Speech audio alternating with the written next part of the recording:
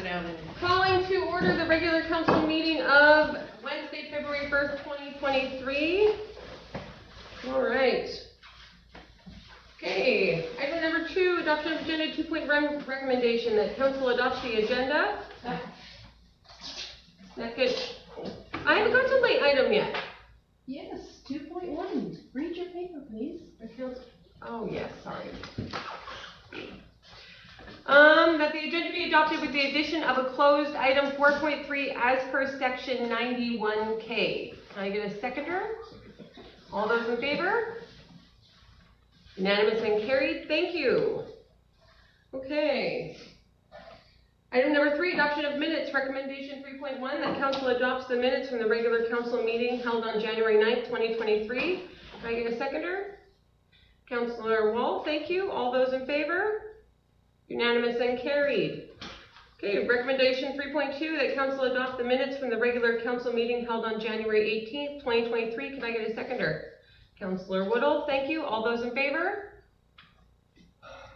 I was not present. Neither was I. You can still adopt them. Would you like to be opposed or would you like to call in favor? I'm opposed and noted. Okay, opposed and noted. So we got 2 in favor, 2 opposed, I'm assuming? Yeah. So do you just want to Can we make defeat it then? So I'll make a motion that we table 3.2 until the next meeting. Can I get a seconder? Councillor Wall seconds that motion. Thank you. All those in favor of tabling to the next meeting? Thank you. We're going to have to table it to the meeting after that, actually, because the 15th. It's the next meeting. It's the next one. The next next meeting. Sit on there right now. Just keep going. All right, number 4, introduction of late items. That was the section I was looking for. Item number 5, public hearings, none. Item number 6, delegation 6.1 recommendation. Can I read that? The council hears the delegation from TJ Misey of Iron and Wool. Can I get a seconder? Councillor Wall, thank you very much. Alrighty, Mr. Misey, would you like to stand at our podium or? I spoke to you guys last year, just in regards on doing some work to kind of revitalize. I was present. It was disc golf. Revitalize the sports fields, kind of bring back some activity and some people to the community in the sports atmosphere. So I run a nonprofit organization. I host soccer, softball, a lot of softball. We also do volleyball and quite a range of sports, summer and winter. Something we were looking for, and I did get approval from last council, was the option to get some signage up, to get some funding to start putting back towards the fields. There's kind of a 4-stage process. I have a bunch of quotes out right now. Quotes, everyone seems to be well behind schedule and everything, even to get quotes back. But one of the things we want to do is, because we can't extend the fields, of course we NSA registration to get the sort of funding for the tournaments, and we also get kind of the backing of them as far as like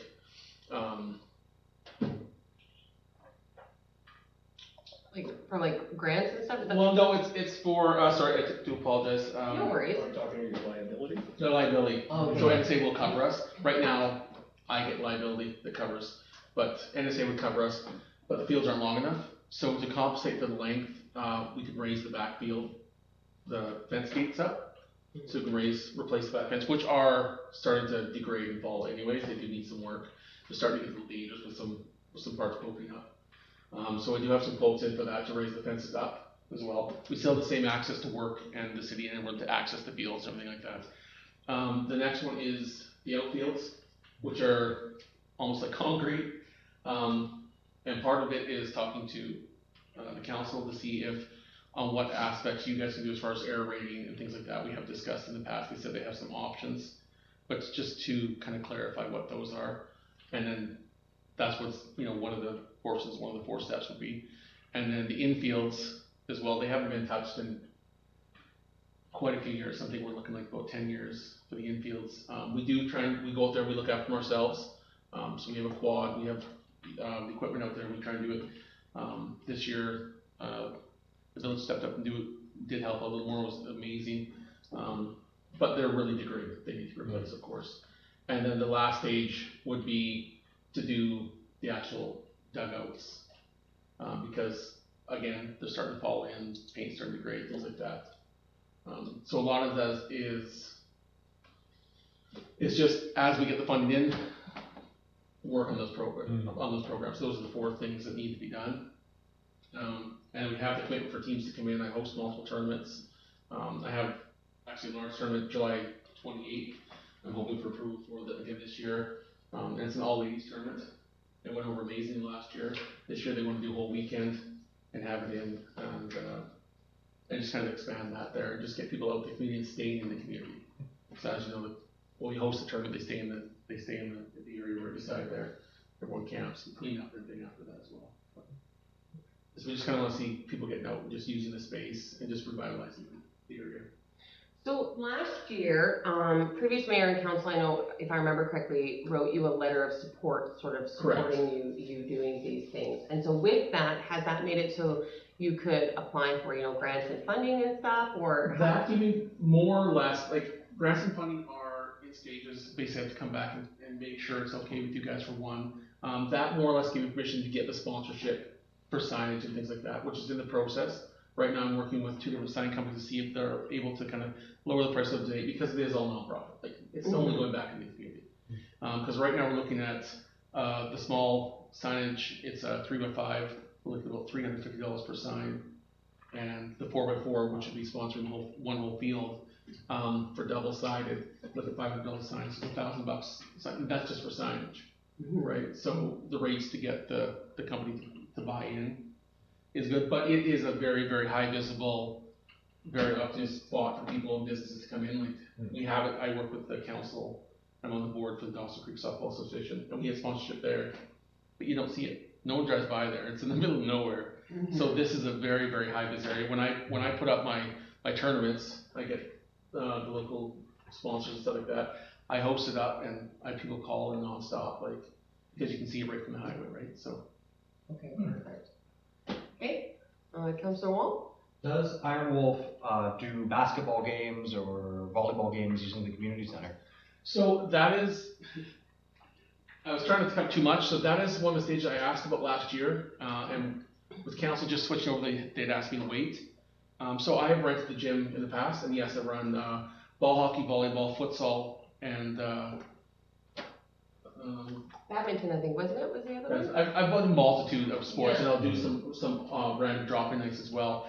Now, COVID hit, we had some complications there, obviously with restrictions. And so something we looked at is working with the community to see if we can lower the cost or open the cost up, because I don't get any money from it. It just opens and gets people in the community, and I open it to everybody of any skill level. That is the whole basis of Iron Wolf Athletics anyways. And so that is something I definitely want to look into. I just wasn't sure about occupying too much time with the council tonight. But that is part of the factor, because with the insurance there, the insurance for that gym covers insurance in the field because it's the same property. And so it works quite well together. And yeah, normally I run a program all winter long, hosting a multitude of sports as well. And my numbers have raised where like the city programs just keep dropping and dropping.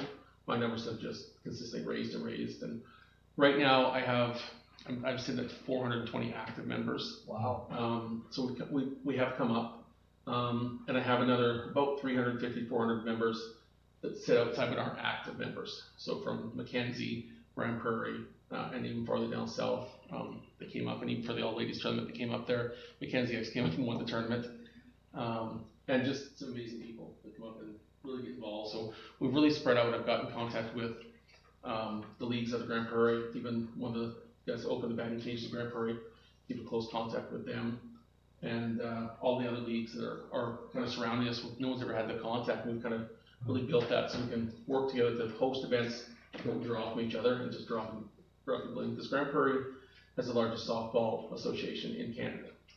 Wow. And so we're right here, we have access to all those people. It's a great, great opportunity. And Dawson only has 3 fields. They tore down the 10 fields and rebuilt 3.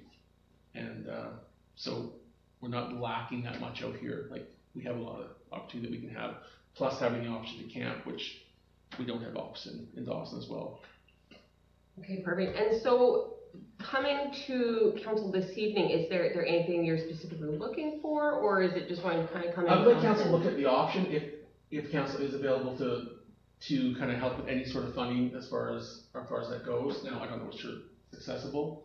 I wanted to reconfirm that I am able to do the signage to bring the funding in that way, and look at doing some grants to better the fields and the opportunities up there, just to make sure I confirm that before I go. Okay, and so are you thinking of maybe more of like summer maintenance? Is that what you were thinking, or? I need to talk to it would be great if we could talk to the city to see what they can do for the outfields, especially, to see about the air rating, and the option for the outfield and possibly reseeding. There's not a lot past that. They can do general maintenance, they come in and mow, and they do an amazing job. Everything's looked after great. You guys have a great program out here, actually, it's phenomenal, right? And we interact great together, like great communication, stuff like that, right?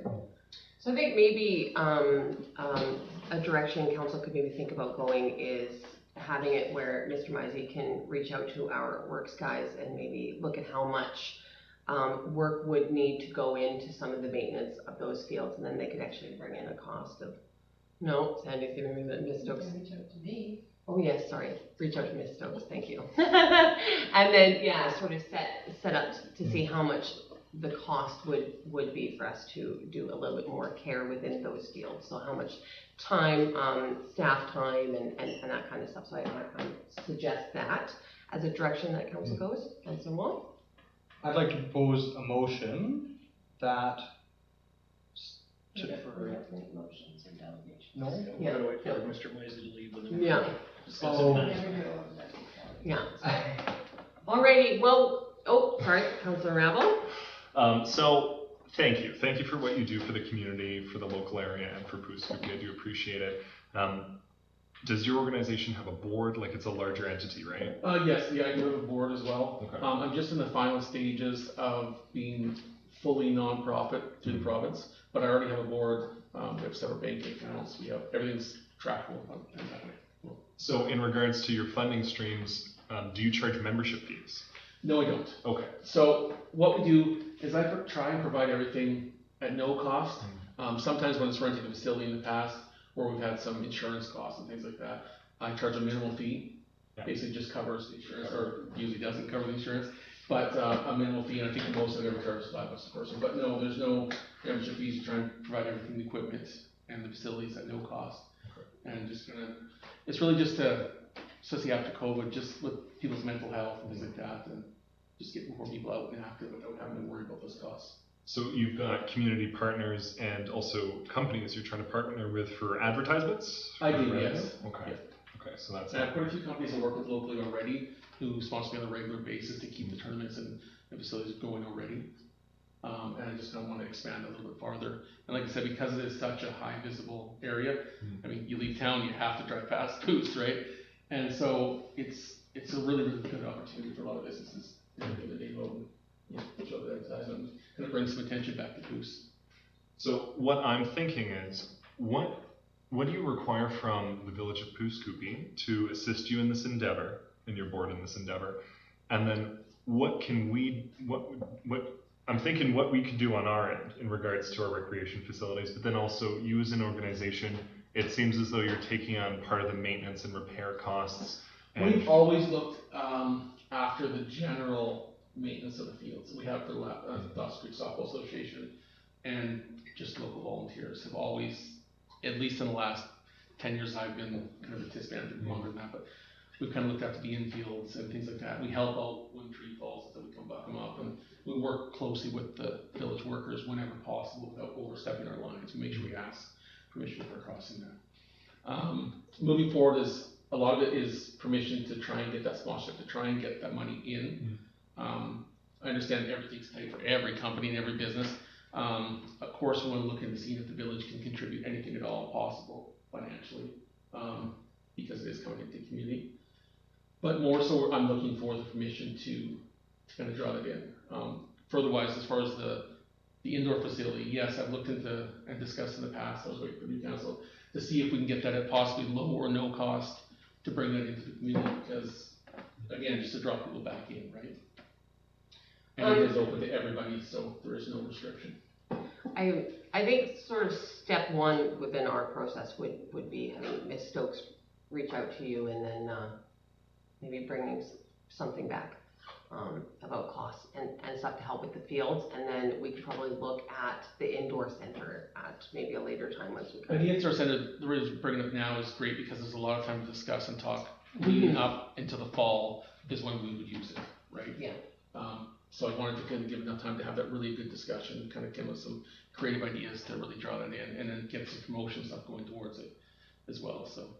Okay. And again, why I'm in the fields, because we usually start about May is when everything just really ramps up. And again, I do a couple unique tournaments, like an all ladies tournament, it's the only one kind of we have that anyone knows of, just strictly all ladies, and it's just big draws and all, so. Okay. Yes, Councilor Brown. Just my last question. So what would a revised or renewed letter of support from council benefit your organization and also assist in applications for grants and other funding sources? It definitely would, yes. Okay. Of course, the updated dates would just look amazing for me. Sure. And then if we can, yeah, get just a little more descriptive on, so I am kind of given permission to look after to go after grants and things as well. Okay. All right, I'm writing. Okay, perfect. Well, we will definitely be in touch. You'll be probably hearing from Ms. Stokes. Thank you very much for all your time. Yeah, thank you. Awesome, thank you so much. And feel free, you can stick around. The meeting won't get any more riveting, I promise, but you're more than welcome to stay.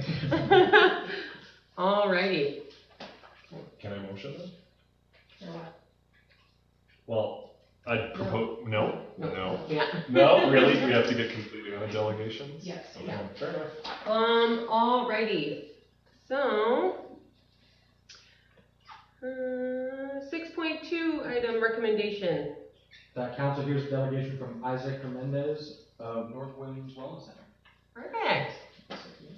Awesome. Welcome back, Mr. Fernandez. Thank you so much for coming and seeing us. Oh, thank you for the opportunity. It's a pleasure to see new faces. And Yeah. well, I have a summary written down because we have limited time. But I would just point out a few things in there. The whole concept of the whole idea that we want to develop is to have all the service of addictions under one roof. It's a new concept, at least for Canada. This would be the first center within Canada to have all the services under one roof. And the idea is that a person can come in totally intoxicated, receive the medical assistance that they need for the first 3 days, and then go through a stabilization process of 10 days. And during that time, elders, counselors, social workers will be working, and nurses will be working with them to prepare them for treatment. So after that, they can either go right into a program, a treatment program, or we can refer them to somewhere else where they want to go. The idea is to lessen the gaps between the one service and the other, because we do have excellent programs across Canada, in our province and across Canada. The problem that we find is that they are totally segregated and apart. A person might go for detox, be successful, and then they had to wait 3-4 weeks, 3 months to go into treatment. So in the meantime, they relapse. Then we also have a lot of barriers for them to come in, and I'm talking about our own center here. The person needs to have at least 6 counseling sessions before they come to a program, because we are at the middle stage for recovery. So that puts some extra demands on the person, and we lose the momentum when they really want to go for treatment. So that's what we are trying to avoid in this new center. The treatment program will be expanded from 6 weeks that we are doing now to 12 weeks. So that will allow us to work more in depth with some of the trauma issues that they bring to us. And those people that are working in their issues and develop a recovery plan, they will be invited to stay for a housing program that will be up to 2.5 years long. During that time, the college have prepared a program that will teach them or prepare them to be successful in trade. Let's say we have a person with grade 6 education only. That person doesn't need to have biology or chemistry to go into carpentry. So then the college has developed a program. They have 3 different tiers of programming that they will have. One of them, the first one is 10 weeks, and they will do that totally online, where they are still not going out from the center. And then they will get prepared to succeed in whatever trade they choose to. The college has also offered to build a workshop that will be adapted for carpentry and automotive mechanics. And those are the first 2 trades that they will start with. Also, the Kwantlen Polytechnic University, they are in the process of developing a program for agriculture. And we are partnering with a lot of community agencies. One of them is the Twin Sisters from West Moberly. And the idea is that we will have our own garden to grow our own medicine, like sage, chamomile, things like that. And but the idea is to expand the program to the point that we can produce our own vegetables there, and to have also animal husbandry. So we will have, our plan is to start with goats and chickens, because those are easier to take care of, and they don't need much care. But it will be expanded to deal with horses and a lot of other animal husbandry programs that they will have. All of this will happen during those 2.5 years of housing that they will be there. So the idea is, when that person that came totally intoxicated, when they leave the center, they will have something to offer for their community. And that will help them to continue or to work better within their recovery program. So that's the whole idea that we are trying to develop. And we are taking the model from Portugal. 7 years ago, 8 years ago, they went into decriminalizing all drug use and the small dealers that they had. And what they did is they taxed it, by legalizing, they taxed it a lot, and they use those taxes exclusively for people that want to get well. So they put those into the program, and within 5 years, they claim that they decreased the index of crime and overdoses by 50%. So it's pretty successful. And one of the things that, another thing that we will have at the center is in the core, in the middle, we are going to have a community center where people can come and celebrate activities that don't involve alcohol or any drugs. And that will be open for the community. So we are starting a program to train the volunteers, coach recoveries, we call them. And Alberta has developed a very excellent program in that. And the doctor a retired doctor that is in charge of that program, he's the consultant that we have in BC. And we are having our first training within BC in September. We had 2 groups of training, and we have international faculty that are coming. We have a group of 5 people, a person from Pakistan, a person from England, one from Portugal, and another from India, and one from South America. So they are the ones that will be teaching, and what the Ministry of Mental Health and Addictions, as well as the BC Center for Substance Use, is trying to get at is that to get rid of all those programs that we have in our communities, especially in the Vancouver area, where people are just taking the person's check and not providing services for them. We have those soul recovery houses where if I go in, I have to hand in my welfare check or whatever income I have, and then the person in charge of the house, they control my money, but there is no programming. They have once in a while a meeting that we attend to, or a meeting, and that's it. So the province is trying to regulate that, and because of that, the BC Addiction Recovery Association is a new organization in the province. They have appointed to be the advisories for the BC Center for Substance Use and the Ministry of Mental Health and Addiction, and developing some guidelines in how we can train people so they will provide those services.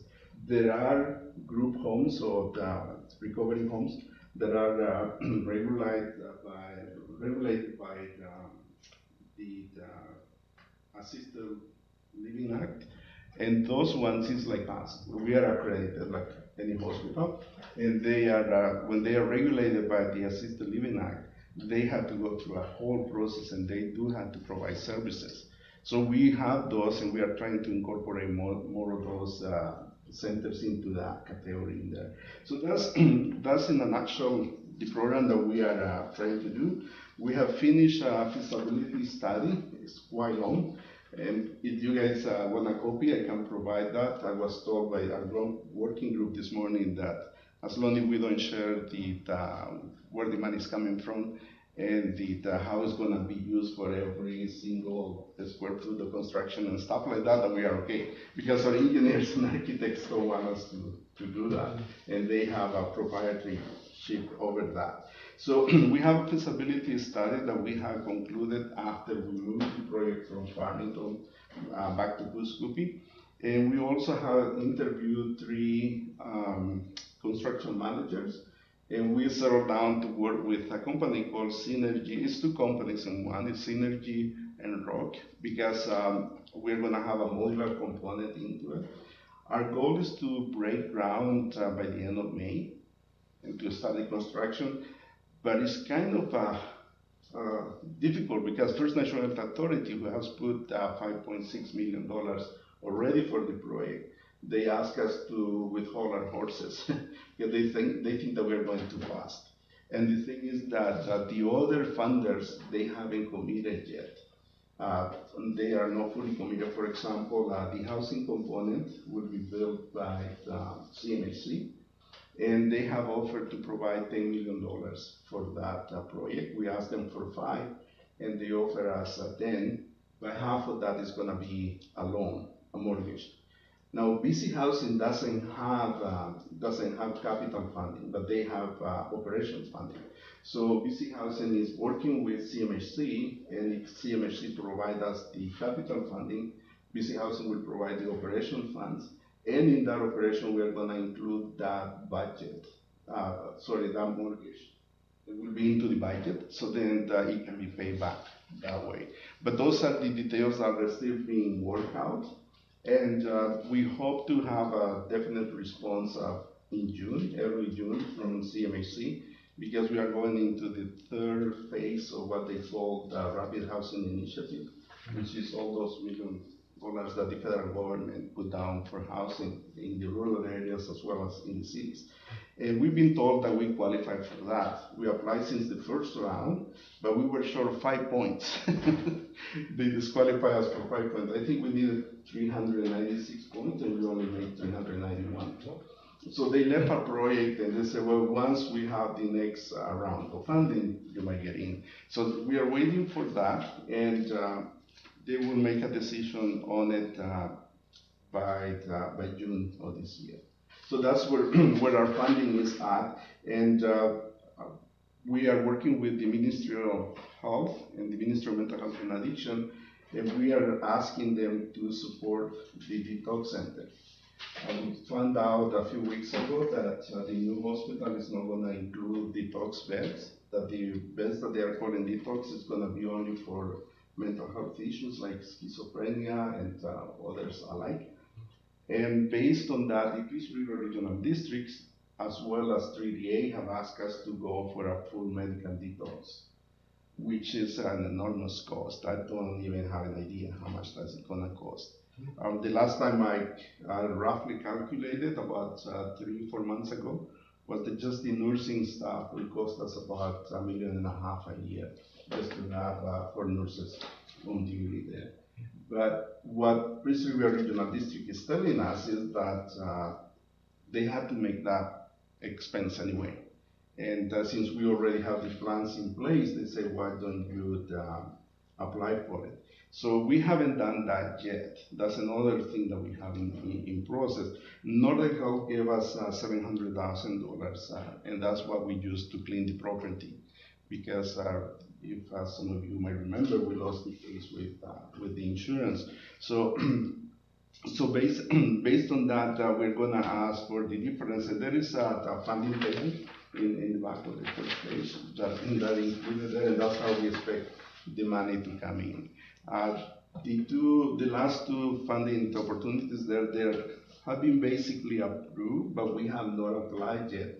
The first one being a Street to Home, they have offered us $20,000 per door of housing. They are not supporting the treatment or the detox. So it's just for the housing units. But they have a policy. This is a private organization. They do leverage money for not for profit, and they want us that from the moment that we sign the agreement, we have to finish the project within 24 months. Because of that, we are just holding and signing that because otherwise they will claw back the money. So we are waiting until we have the other funders in place, and then they will sign that agreement for those $800,000. And the Federation of Canadian Municipalities, that is also in progress, but again, we have to wait to apply because of that time constraint that we have in there. But that's how we are expecting our funds to come in. Just a note in terms of the statistics, the last fiscal year, our intake team with 10 beds that we have in Farmington, we processed 228 applications for treatment. Out of those 228, 147 went from northern BC. 64 of them being from this area, from the Peace River Regional District, and the other 83 from the rest of northern BC. So that makes just our region provided 147 applications. We didn't accept all of them. We only accepted 7 into treatment. Some of them are still in process now. And the rest came from the rest of the province, and including some from the Yukon and Saskatchewan. Even though First National Health Authority has asked them not to work with persons outside of the province, except the Yukon, and that's because the Yukon doesn't have any treatment program, so they can send their people to BC. The rest of Canada, they do have their funding through the First Nations and Inuit Health, and that's why First National Health Authority has put that restriction because they were depleting our funds here in BC, and they were getting their funds from the federal government in the other provinces, and there wasn't compensation there, so that's the political issue that is at stake in that. So that's basically where we are at this point. And we have a team of 39 volunteers in our communities here in Fort St. John, here in Dawson Creek, and Tumbler and all this area. And they are involved in the harm reduction, helping with the opioid holistic therapy. And we get some funding for that. It's very minimal, but we are partnering with Northern Health as well as other organizations in town that are working in that area, and we are pulling all the resources together so we can do a better service for our community. So that's what basically in terms of update on what we have. So if you have any questions, and I might be able to answer. Yes. So when are you planning on breaking ground now? Now you're sort of pumping the brakes a little bit because of those time. We're still aiming for the end of May, or the beginning of June. And the idea is to have the project finished by September or October next year. Oh, wow, okay. Yes. It's gonna be a mixed construction. The foundation is gonna be a fixed construction, but the rest is gonna be modular, panelized, or whatever they call it. And if we are able to get permission to have the design done, because we are at that 70, probably, I would say 80%, but 70% of design already into the design. However, we haven't paid the engineers or the architects. They are just working in good faith with us. Similar as Synergy Rock, the manager construction, they just finished a couple of projects in Alberta, so they are very familiar with the type of cost that we need to analyze and all of that. And they are working basically without a fee. They are not charging us any money for pre-construction. And I guess they have a way to compensate for that later on in the project. But at this point, we don't have that constraint. So we can, our board decided to take a leap of faith and say, okay, let's appoint them because they are the most appropriate and the ones that are giving us a better facility in terms of the money. And we'll continue to do the design, the development. So we can have that done by the end of April.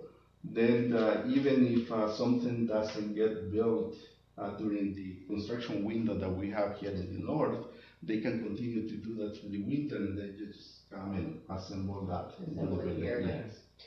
Okay, and then how has, I know that you did do an open house Yes. over the summer. How has your community engagement been since then? Have you heard much from the community? We haven't heard much. We got a few emails after the event, and there was one major concern, and that was traffic. All the people that contacted us, and including the mayor at the time, they had that concern. So we talked to the Ministry of Transportation because we wanted to have the entrance from the highway, but they don't recommend that. Yeah. They said that instead they asked us to do an analysis of how much traffic was through the community when the Peace River Heaven was functioning. And how much traffic we are gonna have, considering that people are gonna be secluded there. And if they go out in a van, they don't go out by themselves. So based on that, they came to the conclusion that our traffic is gonna be less than what it was at the time that the Peace Haven. So there won't be much coming and going then, because a lot of the outings are group outings held within Yes. your vans and buses and Yes. stuff. And also that we are aiming to have the agricultural program for the housing component in Farmington. Okay, Because we have the property there, so we will be passing them. Passing into them. there, yes, Okay. in and out. So there won't be that much traffic coming in. Probably the community center, the recovery community center it's gonna have more traffic or local people coming in. And we're gonna have yoga sessions, Zumba, anything related to wellness. Will be functioning there, AA meetings and things like that, but that will be the minimal compared to the rest of the services. okay. And then my next question I was gonna ask is, as this gets closer, and I know most likely, especially once you break ground, the community is, once they're sort of seeing things happen, that's when they're gonna start having a lot of questions and wanting to know a little bit more about it. Is there like a contact number we can give community members, or like an email, and then they can sort of reach out with questions? Or at this point in time, are you thinking? At the moment, the best email would be to use the admin at northwindwc.ca, which is our general email, Okay. and also their phone number. However, our working group is developing a communication strategy, Yeah. and we have a person that we hire for the community engagement and for other activities that we have had. And we are revisiting that agreement to Okay. see if tomorrow we have a meeting in the morning, and we are going to discuss the deliverables, because some of our team members here weren't happy with the service that he provided. So we had to streamline the deliverables, how he's going to do this stuff.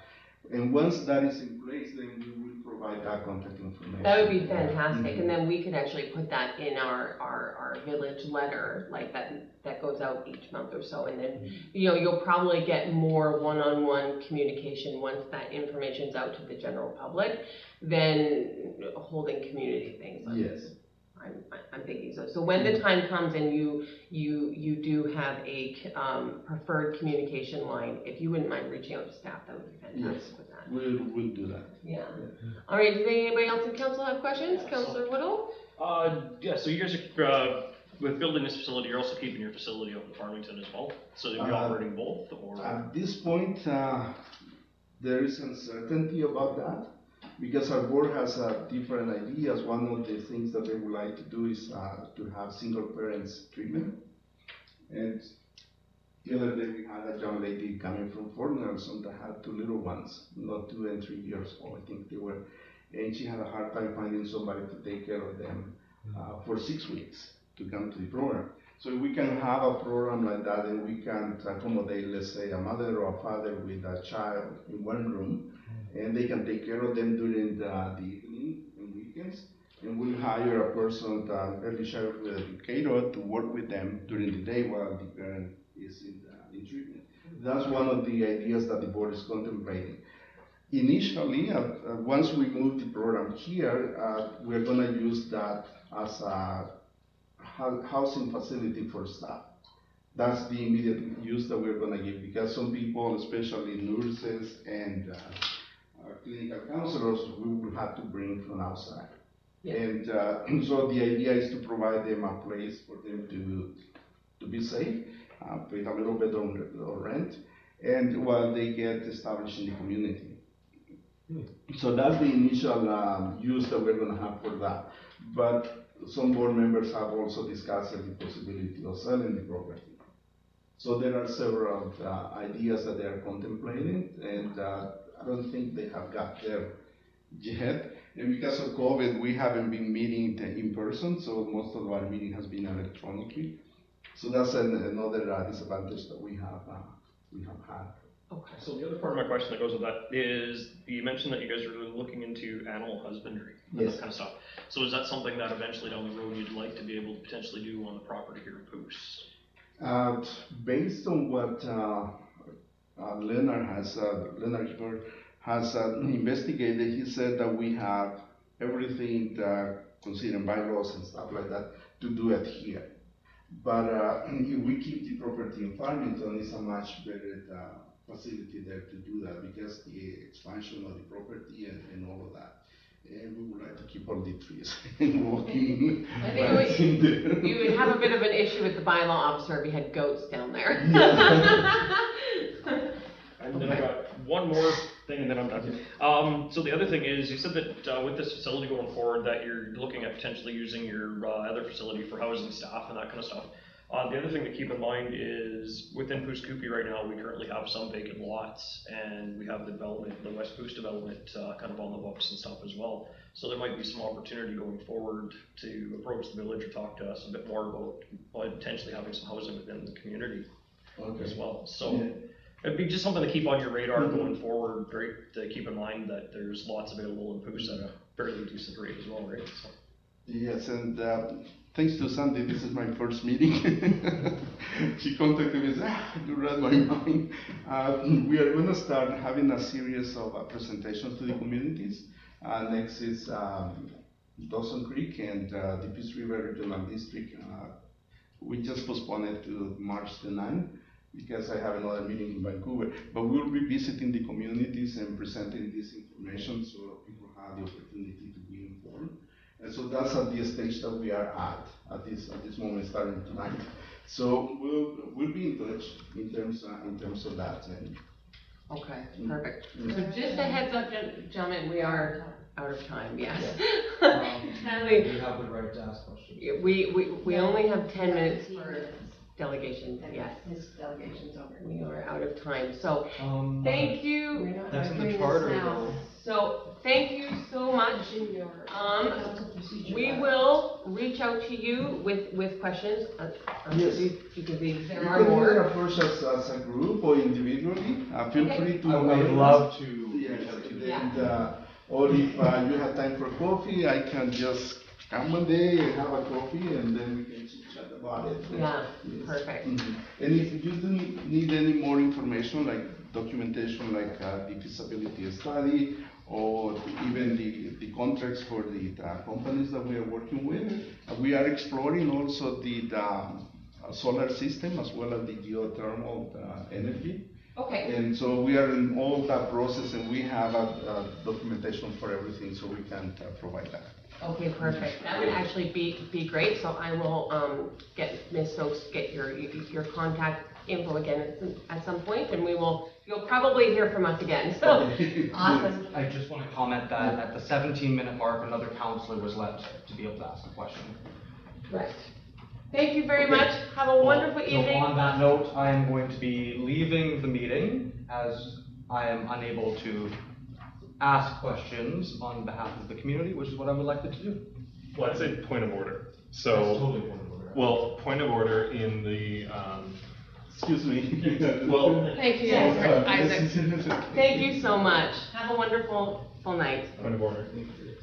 Point of order, yes. We will get the contact info for Mr. Fernandez. You're more than welcome to reach out and ask any questions, but according to the procedures and the bylaws, our delegations are only 15 minutes. But It that is, applies to one counselor, it applies to all counselors. but that is contact info I will definitely get. I apologize for going over. I again. Oh, that would be perfect. Thank you. Awesome, thank you so Do you have much. a card I could have? No, Yes, just a moment.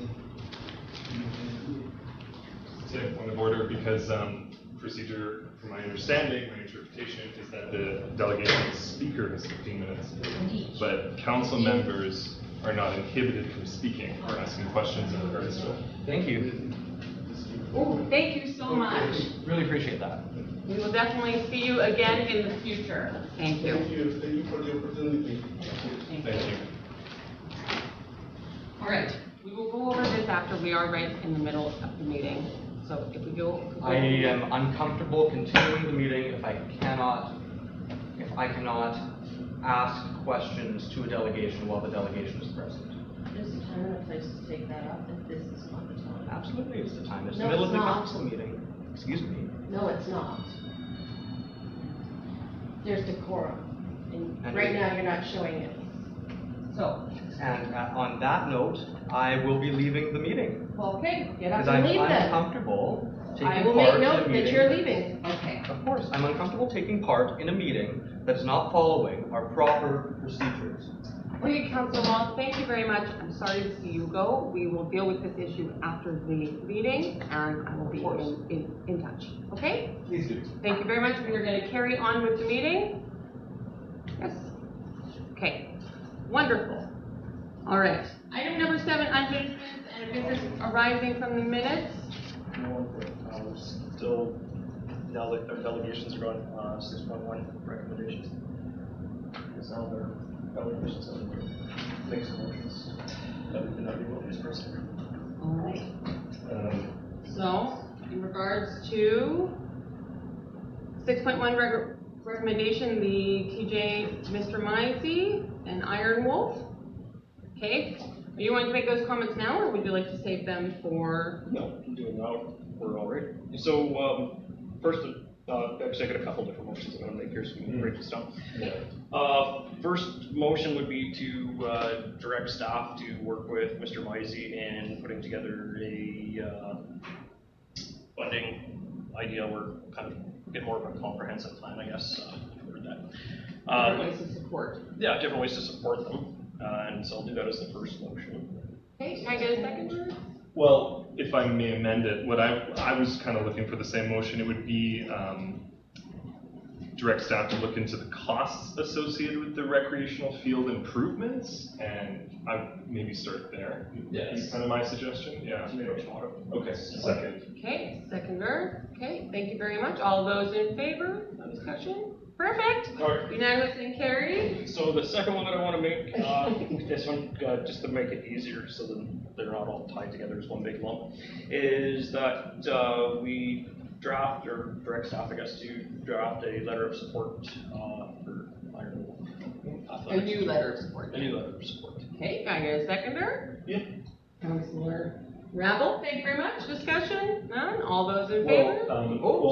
Technically, the ramifications of what the letters is in support of, like, we're just saying purely that we recognize that this is an organization doing beneficial work in our community, but not that of financial support at this time. Once Yeah. it's drafted, can A that draft will go to council. Thank you very much.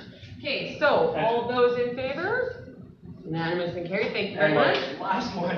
Oh my goodness. is that council supports TJ Mizey and Iron Wolf in holding their July 28th All Women's tournament. Okay. Okay, And allow them to camp over the weekend for that tournament. all right. Because it is something afterwards. Yes. Within the bounds of bylaws of village.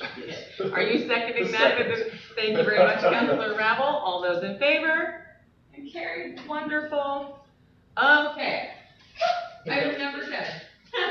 Do you have any more? You're all done, right? I figured it was better than one big rambling. Yeah. Wonderful. Thank you very much. Okay, number 7.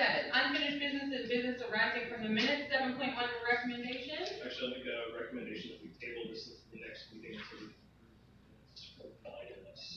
Well, they approved the January 9th. Just not the 18th. Oh, is it, my apologies. No worries. Okay. You want to read that one out for me then? At the January 9th council meeting, council made the motion to go motion to paid on call system for the fire department. However, the motion to approve the revised budget was missed, therefore we need to make a motion.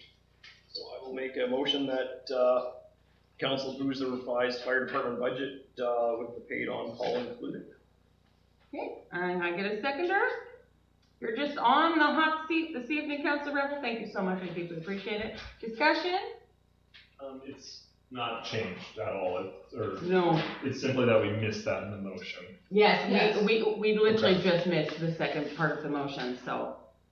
Am I correct in that, Ms. Stokes? Yes. Awesome. The budget's there. Perfect. All Yeah. those in, do you want a moment to look at it? Well,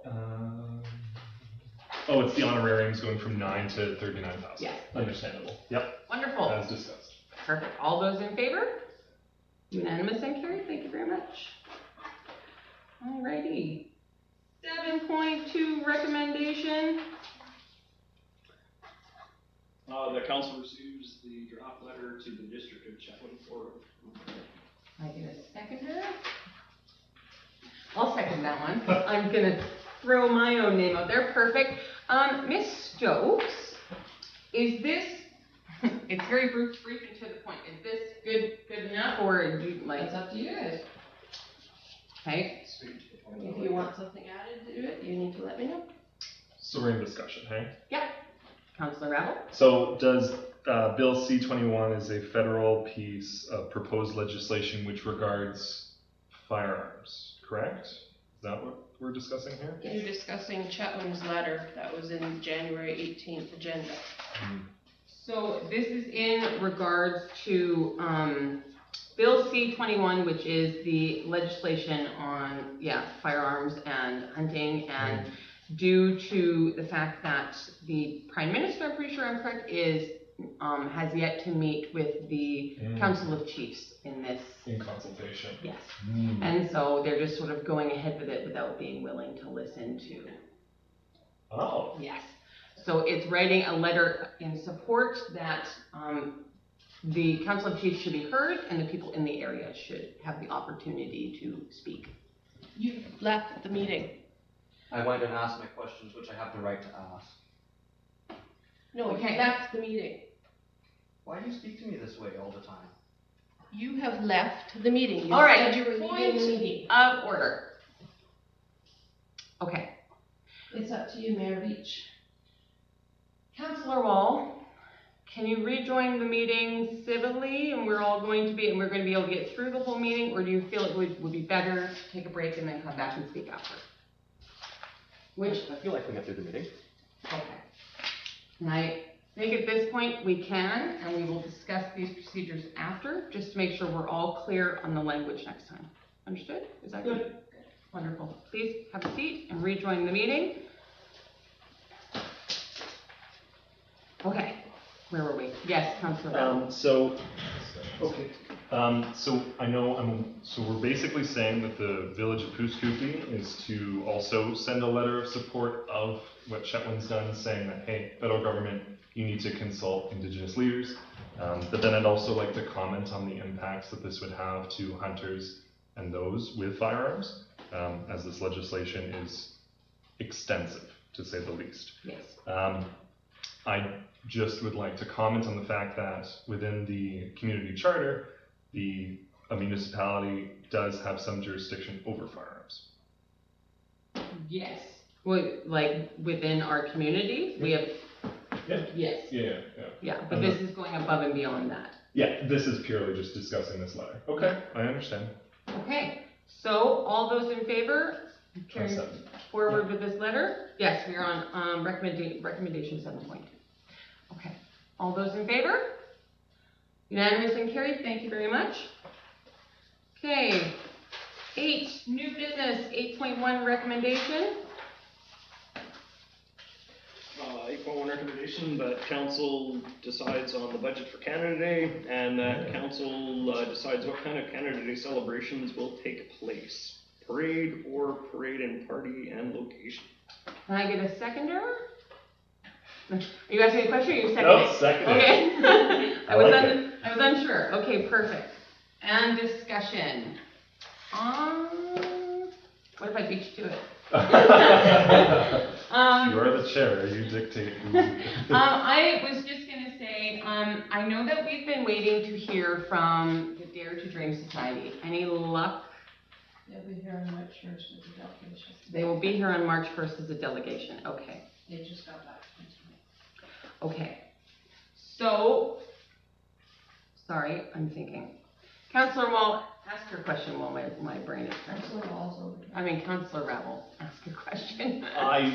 I pass my time to Councillor Oh, Wall. okay, yes, Should we table this to that meeting when they're here then? that's what I was thinking. It might be something for us to have the discussion on what kind of budget we wanna set for this now. So when we meet with the Dare to Dream Society, we have a budget in mind, because with my discussions that I've had with them, one of their concerns is what our budget's gonna be. Because what we set for a budget and what we decide we want is gonna kind of dictate to an extent what they're able to do for us. So. Okay. I think, sorry, Counselor Ravel. I totally see where you're coming from. I think my only concern is that I know former Mayor McKetty did a phenomenal job at getting lots of donations. She did really, really well. And so we had a $40,000 budget that we planned for 2022, and then due to all the donations she was able to get, we actually got about $19,000 in donors. And so I'm hopeful that we could be able to reach out to the donors that former Mayor McKetty was able to get for us, and see if that's something we could maybe get again. And so I'm a bit hesitant to make a full budget for it without really knowing if there's an opportunity that we could get close to the same amount in donors again. Ms. Stokes, correct me if I'm wrong, but last year council, we set the budget ahead of time. Yeah. This is what we were going to spend, and then any donations that came in, that $19,140.30 was subtracted out of that, right? So then that money went back into general just went back into reserve or general. whatever. So I would definitely definitely suggest or recommend that we set a budget now, because it's better to say, hey, this is the budget, and then if we get donations or in-kind donations and that kind of stuff, then we're good. We're not sitting there saying, this is what we want, and then, oh crap, where's the money coming from? Or at least we've got it earmarked towards it. Mrs. Stokes? Part of the reason for bringing this forward is because we're starting to prepare the budget to present to you guys, so we need to put some numbers in there, and we need to have an idea of what kind of Canada Day celebration you want, because it tells us how much work our staff has to do. If council's going to take this on themselves, then that's great, but in past years, eventually it always falls to us, and there is an amount of work that our staff has to do, advertising and stuff, and we thought we would get ahead of it this year instead of waiting until May, which is what usually happens, and then we've only got like 6 weeks to plan. Mm-hmm. Okay, that's fair. Okay, Councilor Rebel? I'd like to speak to the fact that I would appreciate both the parade and the event and whatnot if we intend to have some sort of celebration down at the park. Pouce Coupe is known for our Canada Day celebration. It is a tradition here. We're center of the Peace Country, and Canada Day celebrations have been going on for quite a long time. I believe, though, we should explore partnerships with the regional district, NDIT, different provincial funds, and of course federal funds that have been explored in the past. But definitely seek out alternative sources of funding so that it's not purely borne by the taxpayers of Pouce Coupe, but then also looking at revenue opportunities like that of food trucks, bands, other things involved that could generate revenue. Councilor Little? Yeah, so to touch on that a bit, because I was involved as part of the organization for last year, is the regional district, Area D in particular, donated, Director Hebert donated towards the cause for Canada Day, because it is something that benefits the entire region. Yeah. For the food trucks and stuff, again, if we do decide to go with the Dare to Dream Society, we have somebody else to take on, then that's on them if they, how they come up with additional revenue streams to cover additional costs. Yes, Mrs. Stokes. No, I'm finished. You had your hand up, so. When you're done, And I'm then interested. last year there was, the idea had floated up for doing some parking and stuff, and that went back to the charitable organization within the community as well. So there is some opportunity. Some of the negative though that we did hear back from is people were, you know, a little annoyed at times. Most people were pretty good. There was some people that were a little annoyed with the parking fee, even though there was a free bus shuttle available as well. So there is some opportunity there, but it all depends if we take it on and we're organizing it, or if we're passing it off to another organization. If we're passing it off to a nonprofit organization to run it, then we're pretty much, here's your funding, here's your location, this is what we'd like, and we're hands off, right? So that'd be more of a discussion to have with Dare to Dream. Okay. Ms. Stokes. So just a thing to note with Dare to Dream, when we were in our talks with them last year, and part of the reason why they backed out last year was because council was not willing to hand over a $40,000 check to them. And that's what they were looking for. They were looking for us to sign over the funds that we had allocated for the Canada Day, and they were going to do all the stuff. So that's something council needs to consider, is that Dare to Dream is probably gonna come asking for a flat fee that they will sign over to them, and basically we're relinquishing anything to do with the party in the park, basically. That's something to consider as well. Yes, Councillor Rebel. Should we therefore have a delegation of this Dare to Dream Society? They're coming Well, on March 1st. They are coming on March 1st, and I do understand that staff is sort of wanting to have a number for that budget. So just because we set an amount this evening does not mean that that's the amount that's automatically going to Dare to a Dream. This is just the amount of money that we as mayor and council are setting aside, and then we'll be working with that delegation when he comes on March 1st. So, going back to what Councillor Rabel had said, I think it would be best to do the Canada Day Parade and the party in the park again. I think that was extremely successful. People, came out, the park was busy all day. So I would like to put the motion forward that council go with the parade and with the park celebration as well. So can I get a seconder on that motion? Councillor Rabel, thank you very much. Discussion? I was curious if instead of a party in the park, we did a party on Main Street here. Well, I know the reason why we've done it in the park before is there's already power there. We have the bandstand, which works out really, really well for the live music. We have the large space because we often, like last year, we had multiple vendors. Like we had the whole farmer's market section, plus the museum did something, plus the library had something. And we don't have anywhere to park on. And Yeah. yes, and so when we're up here, there's really nowhere to park. So then we often, I don't know, if you've seen like the Canada Day Parade, people park sort of all over the whole community, and it can get a bit hectic, and it would be that times a trillion. So the park is definitely, for safety reasons, it's definitely the better spot. Yes, Councillor. Just an additional comment. What about allowing people to have block parties? Obviously some sort of permit in place, but to make sure that it's reasonable to shut off the roads, but to have a section of the roadway within the village closed off in certain blocks if the homeowners consent. Point of order, sorry. Do we have a motion on the floor right now? We do, yes. Oh, Sorry. so it's unrelated. So can I get all those in favor on the current motion? So all those in favor for going forward with the party and the parade? Unanimous and carried. Thank you very much. Okay, and then the next motion is the budget. So last year, council and mayor went with $40,000 for the Canada Day celebration. As I said, due to the hard work of previous Mayor McKetty, we were able to get quite a few donations, which was phenomenal. So is council wanting to proceed with the same amount, or are we, whichever numbers we bring around? Yes, Councillor Little. So speaking different numbers thrown around. So I was looking at this the other day, and I added up what we budgeted from 2018 to 2022 for Canada Day celebrations. And then I looked at what we actually spent. And granted, there was 1 year nothing happened due to COVID, and there was another year that it was pretty light.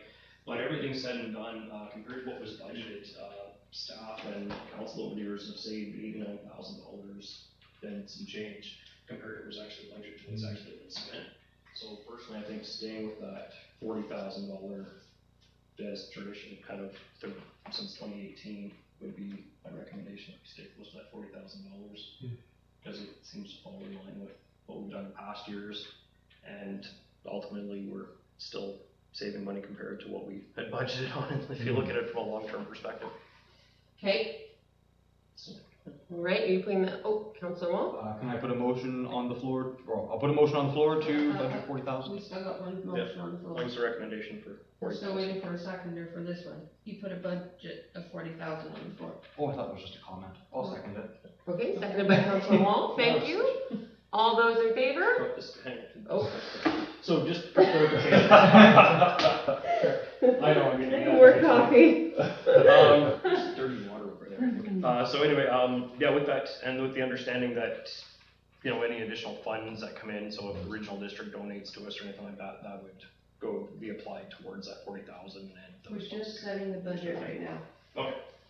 Okay, so all those in favor? I would propose 40,000. Yes. Close 40,000. Unanimous and carried. All right. Moving on, okay. Sandy kills us. Did you have a motion? It was gonna be the same as. It was the, yeah. Okay. Perfect, all right. 8.2 recommendation. That council receives the 2 draft social media policies for information and or discussion. Thank you, Councillor Woodall. Okay.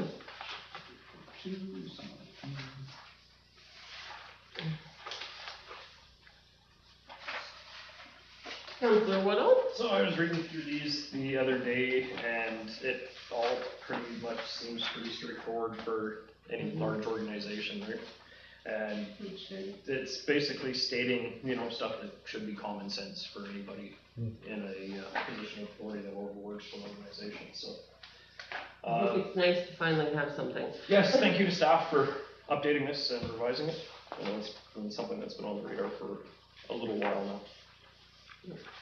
Okay. Any other discussion?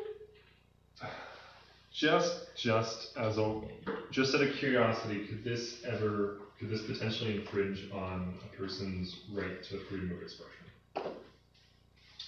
Ms. Stokes? To the best of my knowledge, no, because it was drawn up by the lawyer. Even better. Okay. Councillor Wall? I just want to comment that I appreciate that it reflects council and staff evenly, and I think it's pretty good. Okay, perfect. So let's move to a vote. All those in favor, accepting the social media policy? There's no motion to accept it. This is just for information Oh. and our discussion. If council wishes to adopt it tonight, they can, or would you like to sit on it, and would you like us to bring it back? Let's bring it back. Bring it back. Really? Bring it back. So Not we're second. table it. We're not tabling it. We'll bring it back. You're voting on information and discussion. You've accepted it for, I want to know if you're accepting it for information and or discussion. Okay. Okay, and then you can make a motion to bring it back. All right, well then, yeah, I guess I'll make the motion that we bring it back. Can I get a seconder on that motion? Councillor Wall beat you all to it, thank you. All those in favor? Unanimous and carried, thank you very much. Okay, 8.3 recommendation. That council receives the draft policy community center rentals 6.3 for information and or discussion. There's that radio voice again. Oh man, picture that in the voicemail. Thank you, Councillor Woodall. I want it Second. clear for the record. All right, this also looks really, really good. Did we get a second on that one? Yep, Councillor Woodall, second that one. So any discussion? It's the attachment. The loose attachment. This- Yes. Councillor Wall? I just want to confirm that if an organization comes, let's say they want to do a farmer's market or something, that we could lower those fees if they come in every week. Here now. Okay. I just have a, Yeah, so we could lower those fees or waive those fees if need be for not-for-profits or whatever it may be. Okay. Ms. Stokes, do you have a comment to that? So it's at the sole discretion of council if they want to waive the fees. If the group comes to you or somebody comes to you, they would have to come as a delegation and they would have to ask, or they would have to write a letter to council saying, could you waive the fees? And at that time, you would vote as to whether or not you waive the fees or not as a council. Okay. Counselor Willow Beach to it. So part of that too is we could say we wanted to, like, for waiving the fees and discretion on the fees, so if we wanted to do 50%, we could do it. You can whatever set it at percentage. whatever you want. So say you have a local group that comes and asks, like TJ, that comes and asks to use the community center, and you decide that, hey, it's a good fit, and we wanna waive the $1,500 a month fee, or yearly fee, that's within your right. If you decide maybe the group is maybe somebody from Dawson comes to ask to use the center and wants to waive the fee, maybe you decide that because they're not a Pooskookie affiliated company or association, that maybe you want to give them a 50% discount for your, so all of that is within council's, Ability? yes, Here we go. thank you. You can make any decisions you want. It just has to have a motion. Counselor Rattle? So by extension to that, in section 15 of this proposed procedure, anywho, basically for the annual one, are we just giving them a blanket, yes, you can host it one time or 50 times and Poosh would cover the cost? So say they came in and said, can we use it for the year? You're gonna waive those fees for 1 year. After that 1 year, they're gonna have to come back and ask you, unless council states this is for a 3-year term, or a 2-year term, or a 5-year term. It's whatever you're gonna state, and that's how we would write it up. I just must let you know, remember, and even when that time comes, if we're waiving the fees for them, that means us as the village are covering the cost of the janitor, because it's a union employee janitor. So just remember that. And that's what I'm getting at. If it's, say, one time, it's that much. But let's say it's writing a blank check, they use it every Thursday, which is good, we want activities, but then the cost incurred could be $400 versus $40,000. But you could also state in that To a statement that maximum. they have to be out by this By time, this time, as to yes. not incur the extra cost of Janitor. the janitor and stuff, and Yes. And in the past, anyone that's had their fees waived for every Tuesday or Thursday, if we have an event where, somebody wants to rent it, then those people are bumped out. We get the rental, Okay. and and that is in their agreement. Okay. Counselor Wall? My mind totally blanked. Sorry about that. I was thinking for the rental fees though, in here, I don't see anything regarding if they leave before 8 p.m. and the janitor's not there, that, I didn't see that. 8A, additional fees incurred by any organization will be billed to the organization directly. Well, that's additional fees, but you still have to pay the deposit and, Well, yeah. Are you getting at if they rent it till, say, 9 o'clock and they leave at 8? Is that what you're getting at? no, I mean like if they rent it till 8, they still have to pay the deposit and all the fees. Yeah. Unless it's waived otherwise by Unless council. council waives Yeah. it. So it's just, it's giving us the option to sort of do both. Like if it's a not-for-profit thing, like the library renting it, if they're out within such and such time and they come to council and say, okay, well, we promise we'll be out before the janitor is done for the day, then we could take that into consideration and say, okay, fine, we're gonna waive the fee.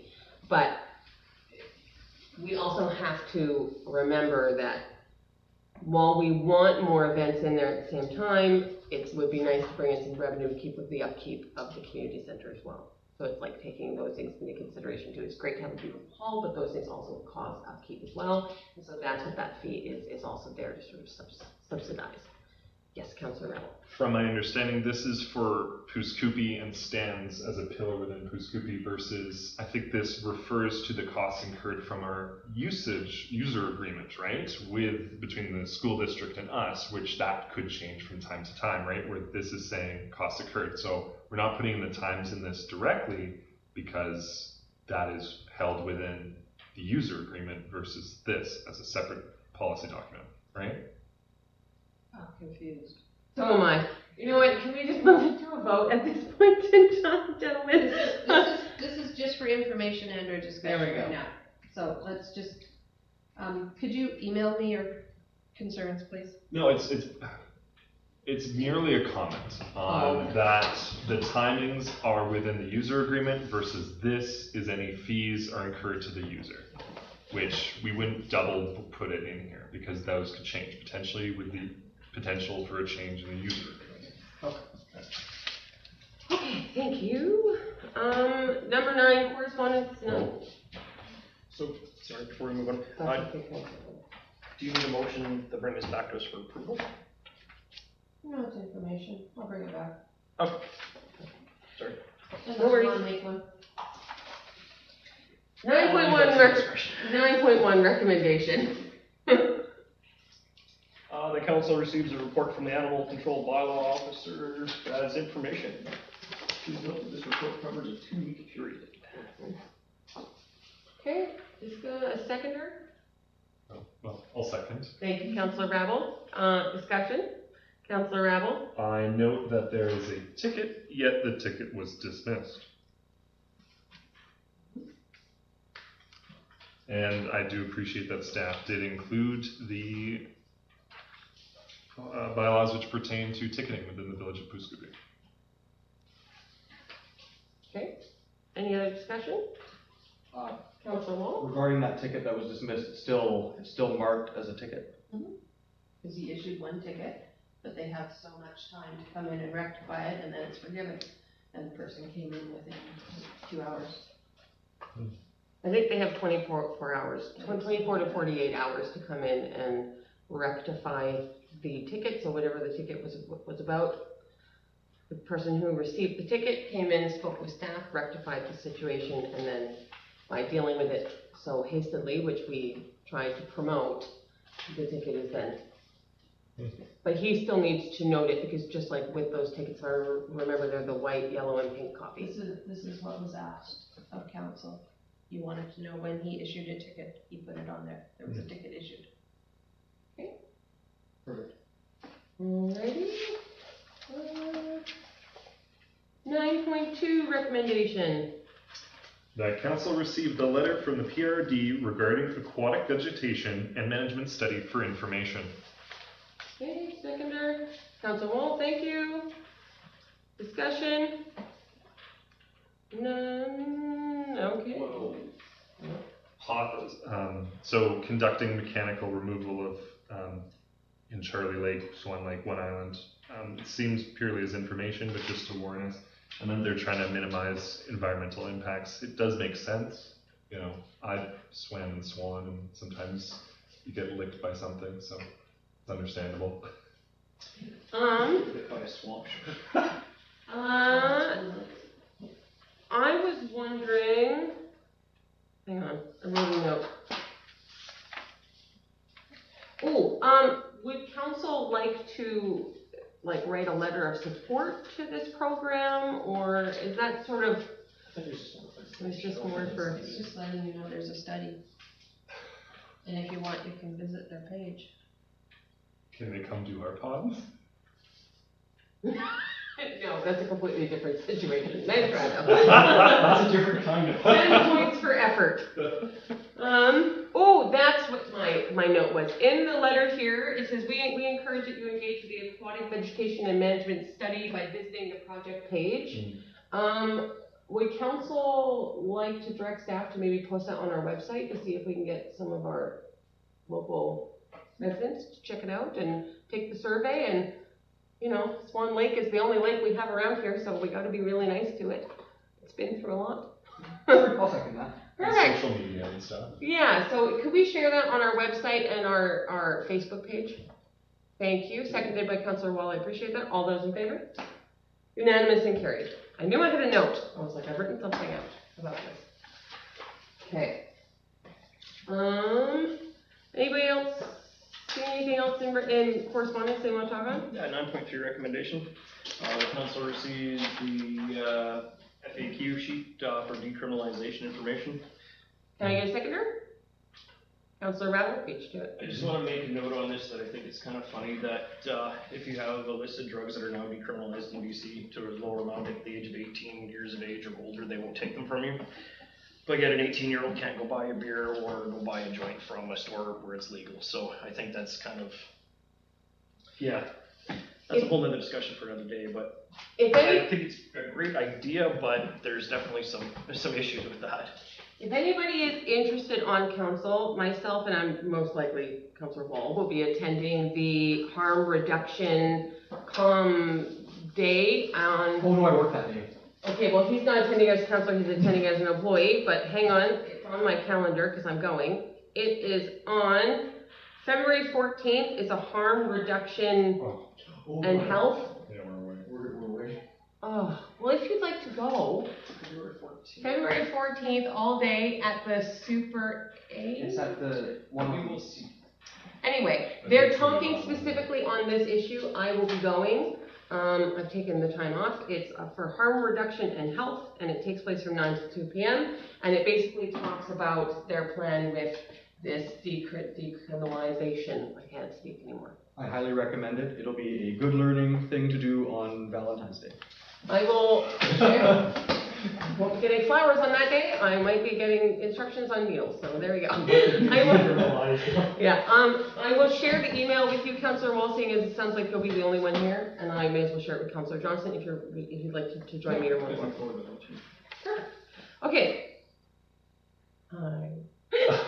Yes, Councillor Rebel. So, what I've seen in this is that they're saying that a person who is intoxicated still can be excluded from a business, and a peace officer can still ticket them for being intoxicated. I am just concerned and curious as to the impacts to community, business, homes, this kind of stuff. But as we heard previously from a previous delegation just now, that hopefully with harm reduction, we can assist those who are dealing with drug addiction. Yes, and I will bring all the amazing information I learned back with me on one of my beautiful portfolio sheets, because they're handy. Alrighty, moving on to resolutions, there are none. Number 11, bylaws.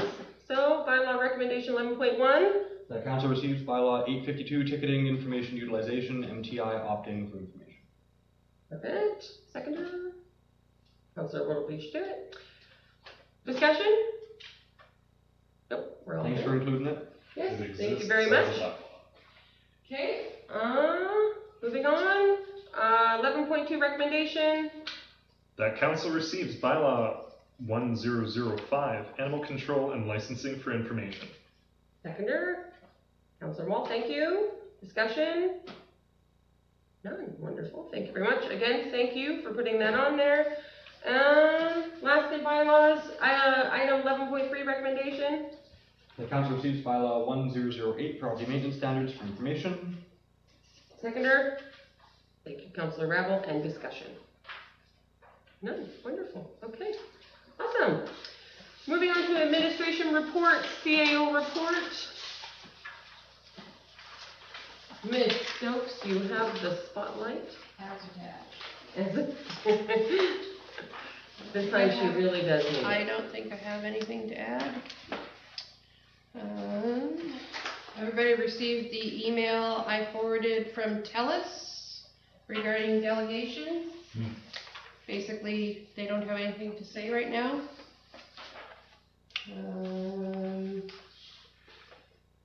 Let's see.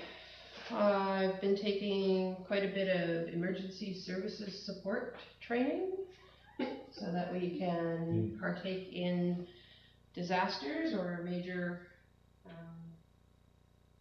fires or something that happens. So I can help out the fire department. Anything else? Have you heard back from EMBC by chance? No? Oh, Too soon yet. Councillor Woodall has a question? Yeah, it's actually now EMCR. What? EMBC is no longer EMBC. Yes, but at the time that I applied, it was EMBC, so don't get technical. It is no longer Emergency Management BC, it is now Emergency Management and Climate Resiliency Ministry. Say that 10 times fast. Yes. Or Ministry of, Can't say it once. yes. Anyway, okay. Just a note, I won't be here at the next meeting, but I will call in. Well, actually, you'll call me, because it'll be easier that way. Skylar will call me. Oh, but like somebody else will be phoning me, Yes, right? yes. I have no idea what we're doing. LGLA conference. if and when people know as soon as possible, so we don't run out of, spaces. Hmm. So if you're coming, Yes, if you are coming, you actually have to write in writing in an email, I will be attending. Make sure you know that. I've already, Dana Beach is registered and so is Councilor Waddell. Yes, Okay. I'm just waiting on the 3 others, that's all. Perfect. And yeah, no, I don't have anything else to add. It's been a busy week. Perfect.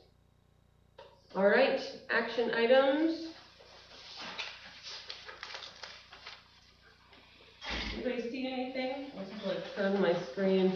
I see there's a lot of green on here, which is a good thing. So, oh, yes, Miss Stokes? I hesitate to say it, but I highly doubt we're going to hear back from Dawson on building inspector. I believe they're Okay. dragging their feet. I sent them a few emails and he's not responding, but I'll keep trying. All right, anybody see anything else? No? Perfect, we're gonna move on then. Capital and special projects, this time there's none. So, now point 4. We don't want to list until we do. Yeah, until we do the budget. Fair enough. 12.4, council calendars, okay. You two just mentioned the other day you're going somewhere, Yes, when? can you refresh our menu?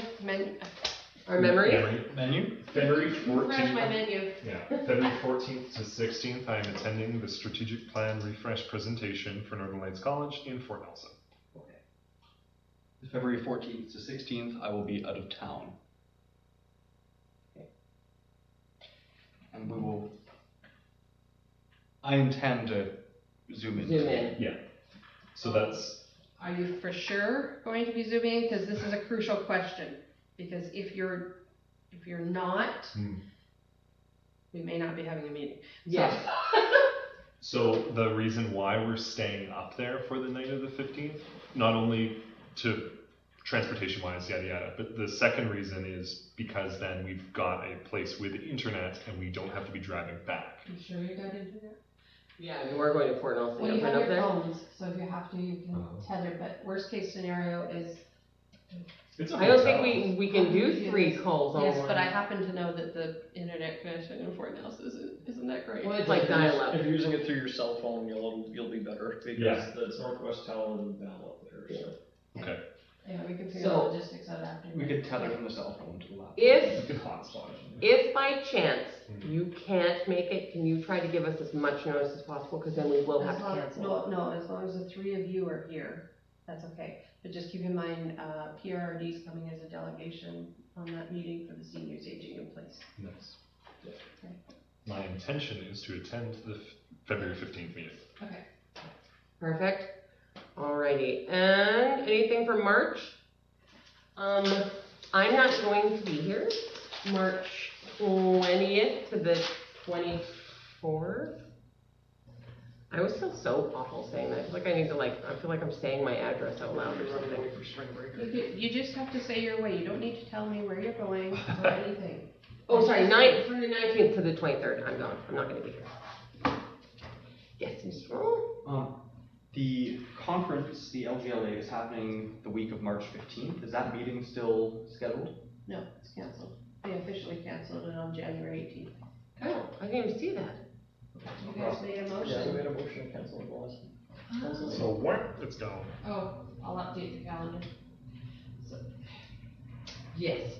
So we made the motion, you made the motion to cancel the meeting because you voted everybody to go to the LGLA, but we will have to reschedule. We won't actually be, for now, we're just canceling this one, but we will be having another meeting somewhere in March. We just haven't decided what day yet.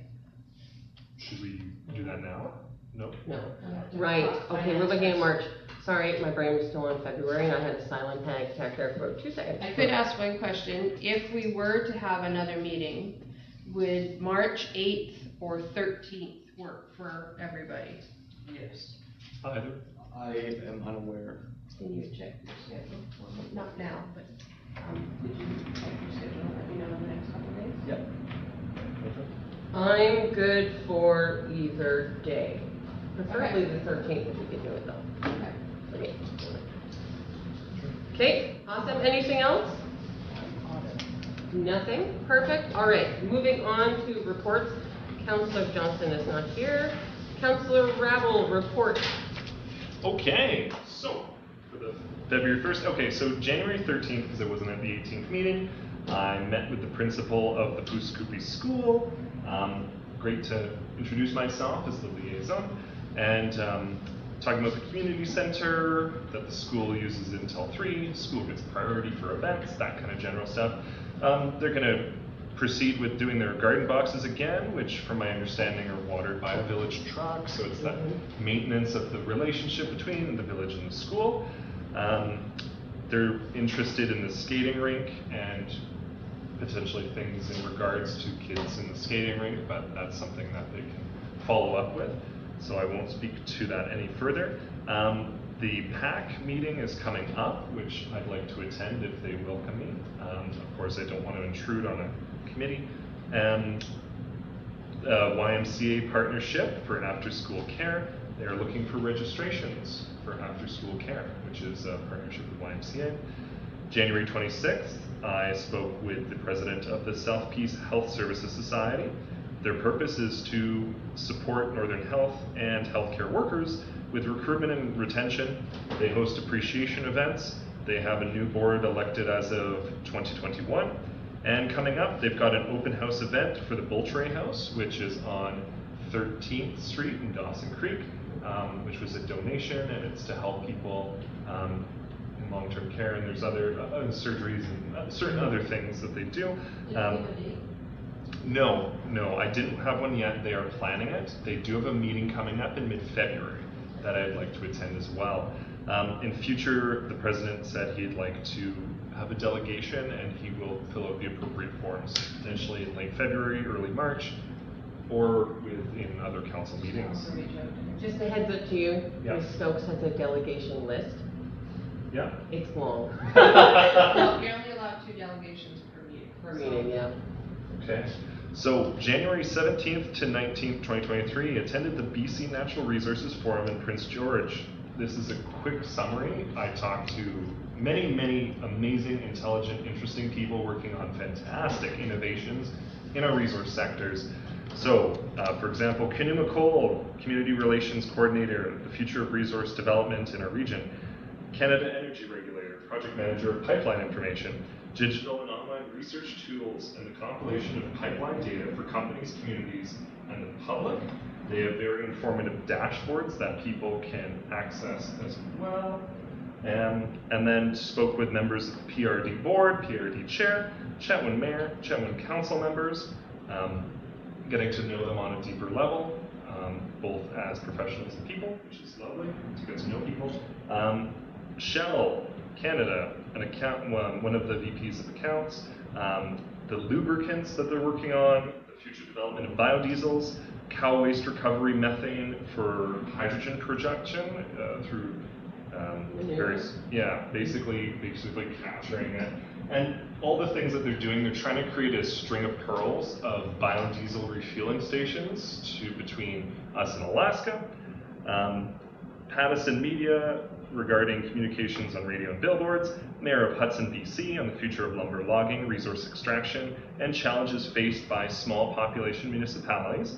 The MLA for Vancouver, Langara regarding Indigenous reconciliation, relations, and the future of work.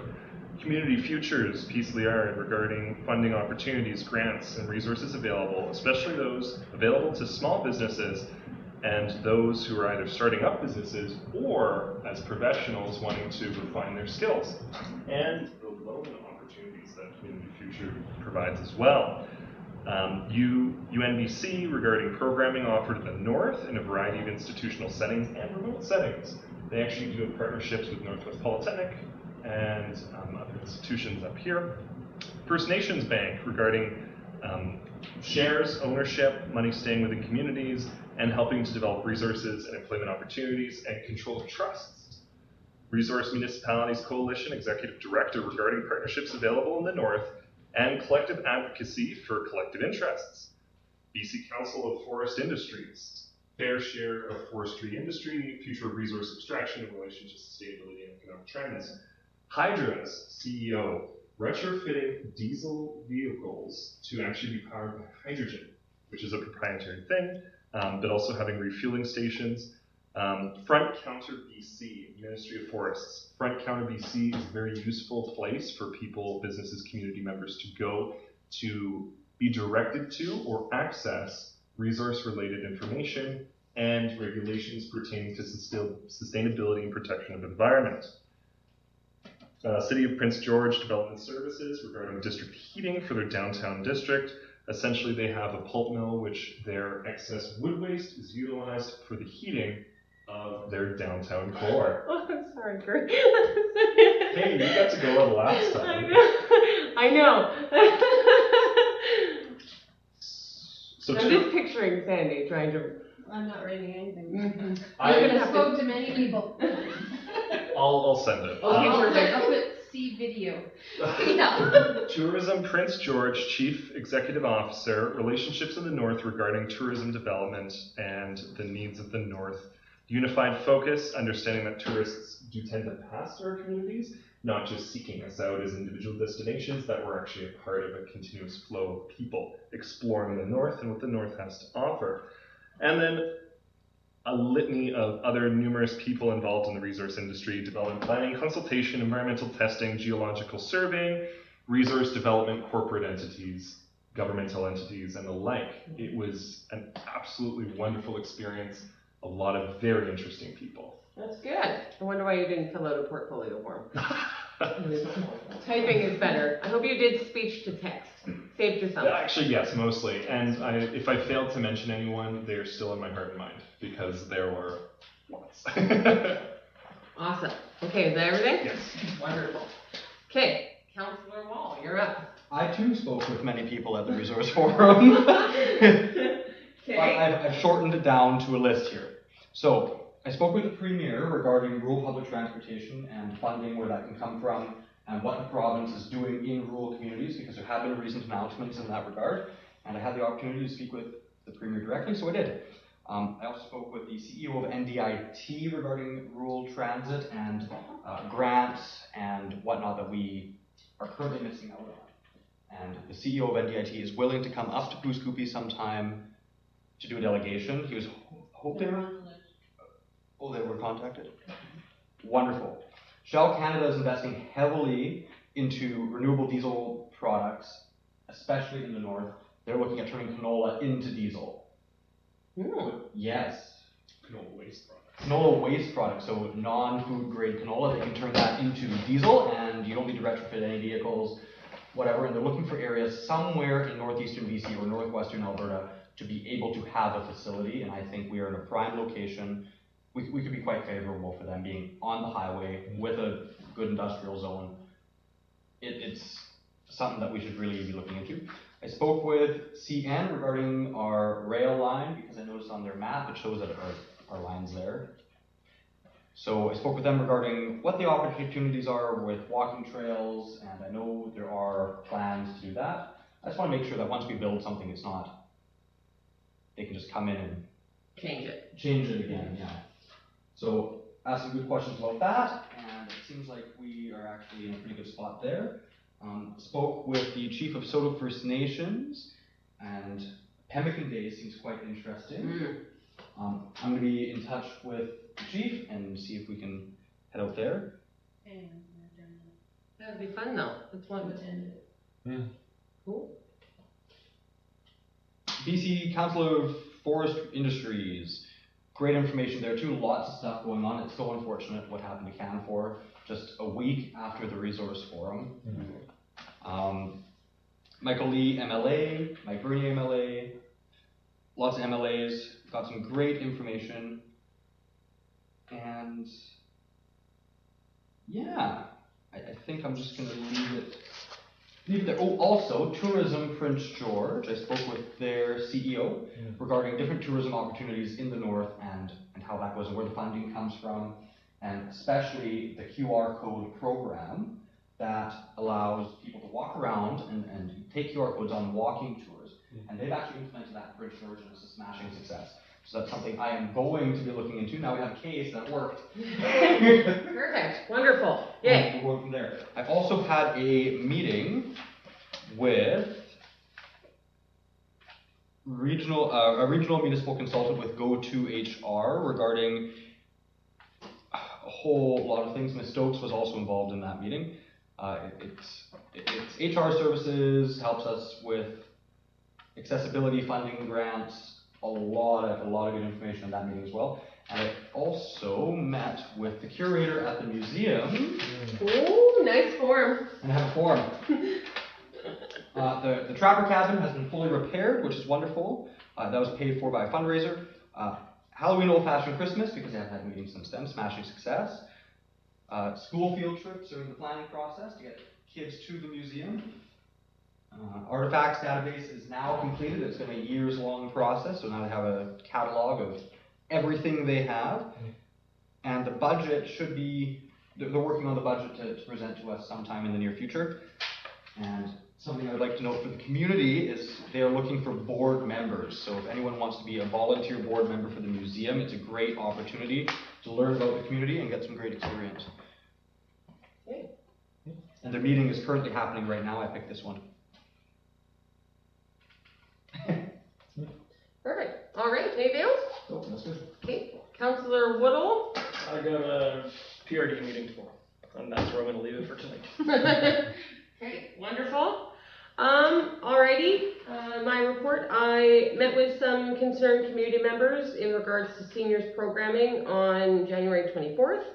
Had some wonderful discussions, talked to them about things that, you know, they would like to see within the community, and different things we have coming up, mainly our meeting with seniors, aging in place program with the PRD.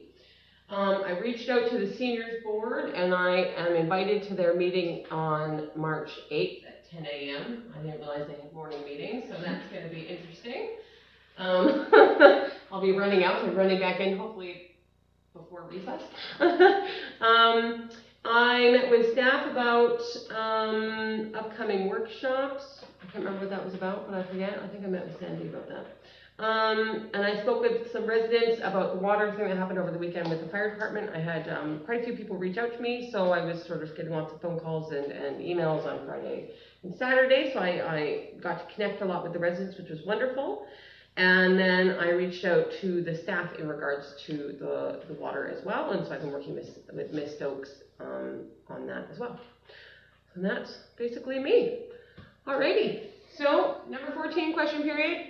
Nobody is here as usual. They never make it very far, I'm telling you. And now we are going to move to in camera as per section 90 of the community charter, recommendation 15.1. The council moves to in camera as per section 91 GK. G, litigation or potential litigation affecting the municipality.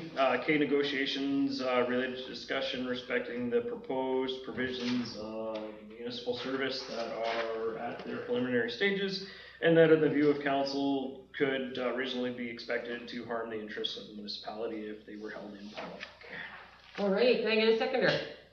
Councillor Wong, thank you. Can we break for a bio break? Yes, we are. Recess?